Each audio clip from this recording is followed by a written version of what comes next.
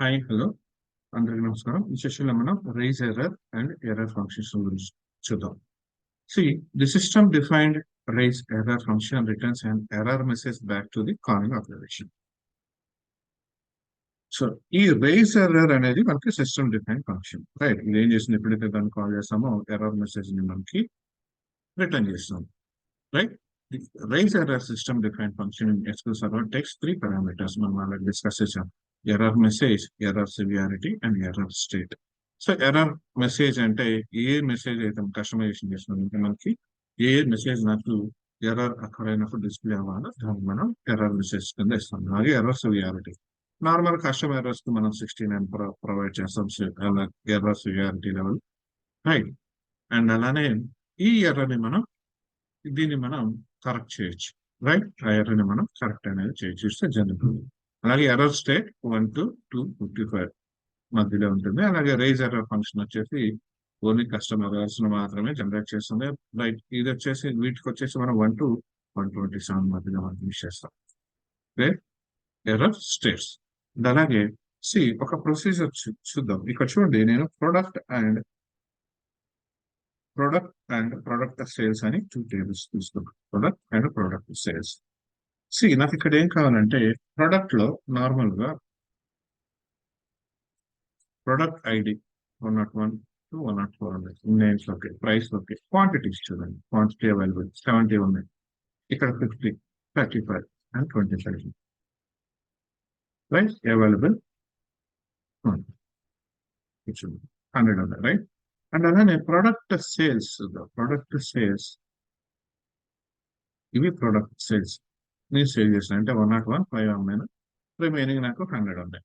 అలాగే 102 products 7 అమ్మాను, right? అలానే 103 5 products అమ్మాను. అలాగే 104 7 ప్రొడక్ట్స్ అమ్మాను. సో ఇవి రిమైనింగ్ నాకు ఉన్నాయి. సో వీటిలో ఇన్ కేస్ ఇక్కడ నేను 100 లో నుంచి నేను ఎన్ని ప్రొడక్ట్స్ అయితే నేను అమ్ముతానో ఇవి నాకు ఈ ప్రొడక్ట్ టేబుల్ నుంచి డిడక్ట్ అవ్వాలి. అండ్ అలాగే ఇక్కడ ఈ సేల్ టేబుల్ ఏదైతే ఉందో ప్రొడక్ట్ సేల్స్ టేబుల్లో నాకు ఇన్సర్ట్ అవ్వాలి. So that mean first of all మనం ఏం చేయాలి, ఏదైతే ప్రొడక్ట్ ఐడి అంటే మనం ఒక ప్రొసీజర్ ని క్రియేట్ చేద్దాం. ఏంటంటే ఫలానా particular product ID some 10 quantities నేను అన్నాను, అంటే 10 ల్యాప్టాప్స్ నేను అమ్మాను అని చెప్పేసి నేను ఇస్తుంది.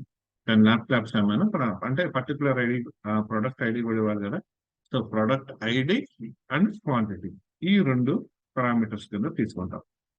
అండ్ పారామీటర్ కింద తీసుకున్నప్పుడు నేను 10 ప్రొడక్ట్స్ కనుక నేను అమ్ముతుంటే that means first of all నాకు జరగాల్సిన యాక్షన్ ఏంటి, ఈ ప్రొడక్ట్ టేబుల్లో పర్టికులర్ ప్రొడక్ట్ ఐడి దగ్గర ఫస్ట్ టోటల్ క్వాంటిటీ ఎంత తీసుకొని దానిలో నుంచి నేను అమ్ముతున్న సేల్స్ ఏదైతే ఉన్నదో అవి తీసేస్తే రిమైనింగ్ ఎంతైతే వస్తుందో దాన్ని నేను ఇక్కడ అప్డేట్ చేయాలి, ఫస్ట్ థింగ్. తర్వాత ఏం చేయాలి, నేను ఎన్నైతే సేల్స్ చేస్తున్నానో ఏ ప్రొడక్ట్ ఐడి ఎంత 101, సో 101 దగ్గర 10 రికార్డ్స్ ఇక్కడ సేల్ చేశాను. సో 10 క్వాంటిటీ సేల్ చేశాను, 10 ల్యాప్టాప్స్. ఈ 10 రికార్డ్ అనేది నాకు ఇన్సర్ట్ అవ్వాలి. దట్ మీన్స్ ఇది ఒక ట్రాన్సాక్షన్ లాగా జరుగుతుంది. That means combination of 2 statements. That means ఇక్కడ అప్డేట్ స్టేట్మెంట్ ఒకేసారి జరగాలి, అలాగే ఇన్సర్ట్ స్టేట్మెంట్ కూడా జరగాలి. లైక్ ఈ మధ్యలో మనకి ఎర్రర్ అనేది అంటే ఇన్ కేస్ మనకి ప్రాపర్ గా జరగలేదు, అంటే అప్డేట్ అయింది కానీ ఇన్సర్ట్ జరగలేదు, అప్పుడు మనకి నార్మల్ గా ఏం రావాలి, ఎర్రర్ మెసేజ్. సో ఈ కేసులో ఫస్ట్ ప్రొడక్ట్ నార్మల్ గా అంటే ఎర్రర్ అనేది యూజ్ చేయకుండా నార్మల్ గా ప్రొడక్ట్ అనేది క్రియేట్ చేద్దాం. చూడండి, తర్వాత మనకి అప్డేట్ చేద్దాం. జస్ట్ ఒక శాంపుల్ ఐడియా కోసం. So create procedure selling the product, parameters product ID quantity. So ఎన్ని అమ్మటానికి క్వాంటిటీ తీసుకుంటున్నాను, అలాగే ప్రొడక్ట్ ఐడి తీసుకున్నాను. And as begin stock availability. First of all మనం స్టాక్ అనేది ఎంత అవైలబుల్ ఉందో అనేది చూసుకోవాలి, రైట్? సపోజ్ ఇక్కడ 100 అవైలబిలిటీ ఉంది. సో ఈ అవైలబిలిటీ తెలిస్తేనే కదా మనం సేల్ చేయగలిగేది. సపోజ్ ఇక్కడ అవైలబిలిటీ మనకు 10 అమ్ముదాం అనుకున్నాం, ఇక్కడ 10 కన్నా తక్కువ ఉంది అనుకో, 5 ఉంది అనుకోండి, మరి అప్పుడు ఎలా సేల్ చేయగలం? చేయలేం కదా, సేల్ అనేది చేయలేం, ప్రాబ్లం అవుతుంది. సో అందుకని మన కండిషన్ చెక్ చేసుకోవాలి. ఇక్కడ stock availability first of all ఏం చేస్తామంటే స్టాక్ అవైలబిలిటీకి like select quantity availability from product where product ID equals to product ID. So product ID suppose నేను 101 ఇస్తాను. 101 దగ్గర క్వాంటిటీ అవైలబిలిటీ ఎంత ఉంది అనేది నేను తీసుకున్నా. దెన్ స్టాక్ చేస్తున్నా. If stock availability is less than quantity to cell, అంటే నేను ఇక్కడ 10 రికార్డ్స్ సేల్ చేద్దామని, ఇక్కడ స్టాక్ అవైలబిలిటీ 5 ఉంది. అప్పుడు 5 లెస్ దాన్ 10 అవుతుంది. 5 లెస్ దాన్ 10 అంటే నాకు 10 రికార్డ్స్ లైక్ 10 ప్రొడక్ట్స్ నేను సేల్ చేయాలనుకుంటే 5 ప్రొడక్ట్స్ ఉంటే నేను సేల్ చేయలేను కదా. అప్పుడు నాకు ఎర్రర్ రైజ్ అవ్వాలి. Enough stock is not available. Stock అనేది నాట్ అవైలబుల్ ఉండాలి. In case condition false, that means అలాంటి కేసులో ఏం చేస్తాం మనం, బిగిన్ ట్రాన్సాక్షన్ బిగిన్ చేస్తున్నాం. అప్డేట్ ప్రోడక్ట్ ని అప్డేట్ చేయాలి ఫస్ట్ ఆఫ్ ఆల్, అంతే కదా. ప్రోడక్ట్ ని అప్డేట్ చేస్తున్నాం. ఏం అప్డేట్ చేయాలి, quantity available equals to right product set quantity available equals to quantity available minus quantity to cell. ఎంతైతే సేల్ చేస్తున్నాం 10. సో దట్ మీన్స్ ఇక్కడ 90 అనేది రావాలి, అప్డేట్ అవ్వాలి, right. Where product ID equals to product ID. So that means 101 దగ్గర. Next one, declare parameter declare చేస్తాం, maximum product sales ID. So ఇక్కడ product sales ID మనకు కావాలి, ఎందుకంటే ప్రొడక్ట్ సేల్స్ ఐడి ప్రైమరీకి ఇచ్చాం కానీ ఐడెంటిటీ ఇవ్వలేదు. దట్ మీన్స్ ఇక్కడ మాక్సిమం ప్రొడక్ట్ సేల్స్ ఐడి తీసుకుందాం. ఎందుకంటే నెక్స్ట్ రికార్డ్ ఇన్సర్ట్ చేయాలంటే మనం 5 అని, లేదా ఇక్కడ 101 ప్రోడక్ట్ ఐడి, ఇక్కడ క్వాంటిటీ చేసినట్టు మనం చెప్పాలి. సో ఇక్కడ ఈ రికార్డ్ ఏదైతే ప్రొడక్ట్ సేల్స్ ఐడి ఇన్సర్ట్ చేయాలో దానికోసం అని చెప్పేసి మాక్సిమం ప్రొడక్ట్ సేల్స్ ఐడి తీసుకున్నాం. So select maximum sales ID equals to case when maximum product sales ID is null. Suppose ఇక్కడ మాక్సిమం అంటే అసలు దానిలో ఏం రికార్డ్ లేవు అనుకోండి, అప్పుడు జస్ట్ 0 అని తీసుకుంటాం.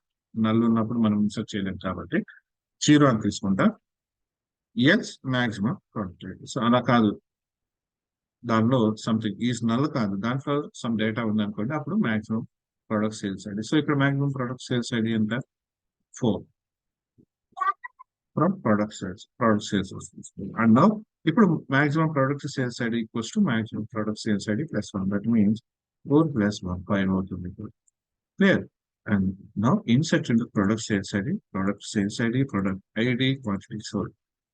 Maximum product sales ID 5, product ID 101, quantity sold 1 like 10 records. So ఇది ఇన్సర్ట్ చేస్తున్నాం అండ్ కమిట్ ట్రాన్సాక్షన్. సో ఇది మనం క్రియేట్ చేసిన ప్రొసీజర్. సో ఇది ఆల్రెడీ మనం డిక్లేర్ చేసాం, రైట్. అండ్ నౌ ఇప్పుడు నేను ఎగ్జిక్యూట్ చేస్తున్నాను చూడండి.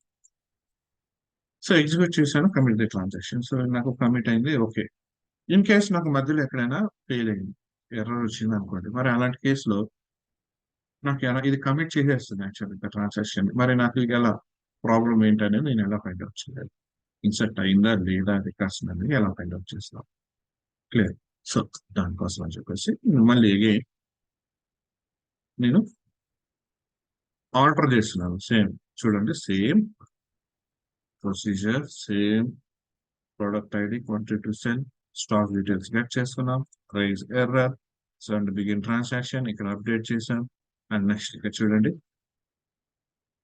ఐడి ఇంక్రిమెంట్ చేసాం. అండ్ నెక్స్ట్ వన్ వచ్చేసి ఇక్కడ ఇన్సర్ట్ చేసాం. అండ్ నౌ ఇప్పటి వరకు మనకి ట్రాన్సాక్షన్స్ అన్ని సక్సెస్ఫుల్ గా జరిగితే ఈ error is not equal to 0.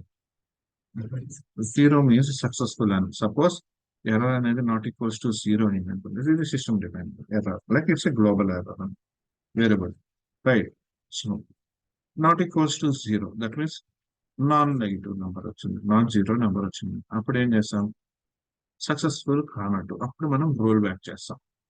So మనకు తెలియాలి కదా రోల్ బ్యాక్ అయిందా లేదంటే సక్సెస్ఫుల్ ఇన్సర్ట్ అయిందా అనేది మనకు ఎలా తెలుస్తుంది. సో ఇలాంటి కేసులో మనం ఇలా రోల్ బ్యాక్ చేస్తాం. అదర్వైజ్ ఇది ఈక్వల్స్ టు 0 అయితే కమిట్ ది ట్రాన్సాక్షన్ ని కమిట్ చేస్తాం. అలాగే ఇంకొంచెం ట్రాన్సాక్షన్ కమిట్ అయింది అండ్ రికార్డ్స్ ఉన్నాం, అంటే ఇంతకు ముందు కూడా మనం ఇన్సర్ట్ చేస్తాం. సో చూడండి ఇన్సర్ట్ అవుతుంది కదా records. Clear. Service product just product లోకి నేను ఒక రికార్డ్ ఇన్సర్ట్ చేయడానికి ట్రై చేస్తున్నాను. చూడండి insert into product 4 like product name like ఇక్కడ ప్రైస్ అండ్ క్వాంటిటీ. సి ఇప్పుడు ఇది successful message global error variable ఏదైతే ఉందో అది వచ్చేసి మనకి ఇక్కడ not equals to zero. That means not successful కాలేదైతే ఎర్రర్ అక్కడ వస్తుంది, అదర్వైజ్ నో ఎర్రర్స్ వస్తుంది. అండ్ ఇక్కడ ఈ ఎర్రర్ గ్లోబల్ ఎర్రర్ ఏదైతే ఉందో ఎర్రర్ తీసుకున్నాం, ఇది ప్రతి ఎగ్జిక్యూషన్ ప్రతి ట్రాన్సాక్షన్ ప్రతిసారి అది ఎగ్జిక్యూట్ చేసినప్పుడు ఇది రీసెట్ చేసుకుంటుంది. రీసెట్ రైట్, ప్రతిసారి అది రీసెట్ చేసుకుంటుంది. ఎందుకంటే ఇక్కడ మనకి నాన్ నెగిటివ్ వాల్యూ వచ్చింది, నాన్ జీరో వాల్యూ వచ్చింది అనుకోండి. సో దీనిలోకి ఆ వాల్యూ తీసుకుంటుంది. లైక్ ఇది గ్లోబల్ వేరియబుల్ కాబట్టి ఆటోమేటిక్ తీసుకుంటుంది. And again and again next మరి దీన్ని కాల్ చేసేటప్పుడు మనకి ఇది ప్రతిసారి కూడా ఆన్ ఈచ్ ఎవరీ ట్రాన్సాక్షన్ ఈ ఎర్రర్ మెసేజ్ అనేది రీసెట్ చేయబడుతుంది. లైక్ ఇక్కడ చూడండి నో ఎర్రర్స్, ఇన్సర్ట్ అనేది మనం చేయాలి. రైట్, సో సేమ్ కేస్ ఇక్కడ చూడండి మళ్ళీ అగైన్ నేను same record. So primary key apply చేస్తున్నాం, మనం ఆల్రెడీ సేమ్ మనం ఇన్సర్ట్ చేయడానికి ట్రై చేస్తున్నాం. సో ఈ కేసులో ఇప్పుడు ఎర్రర్ చూడండి, సేమ్ సినారియో మనకి ఏమొస్తుంది. సో ఇది ప్రైమరీ కీ లైక్ టెర్మినేట్ చేసింది. అండ్ ఇక్కడ చూడండి ఇది టెర్మినేట్ చేసింది. ఓకే, దట్ మీన్స్ ఇక్కడ మనకి ఈ స్టేట్మెంట్స్ అనేవి మనకి ఎగ్జిక్యూట్ అవ్వదు, ఎందుకంటే ఇది ఆల్రెడీ ఎగ్జిక్యూట్ అయింది, రికార్డ్ అనేది ఇన్సర్ట్ అయింది కాబట్టి. క్లియర్. అండ్ ఇప్పుడు చూద్దాం మనకి ఎర్రర్ సెట్ చేస్తాం. సో ఇక్కడ మనం ఎర్రర్ అనేది ఏం సెట్ చేయలేదు, రైట్? ఇక్కడ ఎర్రర్ అనేది ఏం సెట్ చేయలేదు, ఇప్పుడు ఎర్రర్ సెట్ చేస్తున్నాం. అండ్ ఇప్పుడు చూద్దాం. సో చూడండి స్టేట్మెంట్ ఎర్రర్ అక్కడ మెసేజ్ వచ్చింది. సో ప్రీవియస్ లో నో ఎర్రర్ అని వచ్చింది, ఎందుకని ఈ ఎర్రర్ అనేది మనం సెట్ చేయలేదు. యాక్చువల్గా అంటే దట్ మీన్స్ ఈ ఎర్రర్ అనేది ఎలాంటి వేరియబుల్ లోకి తీసుకొని మనం కంపేర్ చేయలేదు. So this the difference actually. ఇక్కడ చూడండి ఈ ఎర్రర్ లోకి తీసుకున్నాం. సో ఈ ఎర్రర్ అనేది నాట్ ఈక్వల్స్ టు జీరో అయితే దట్ మీన్స్ ఎర్రర్ అక్కడ మెసేజ్ వస్తుంది, అదర్వైజ్ మనకి clear. So this is a scenario like when there is error and error key if difference in. Okay. So concept అయితే అర్థమైంది అనుకుంటాను. అది మీ కాన్సెప్ట్ మనకి. Thank you.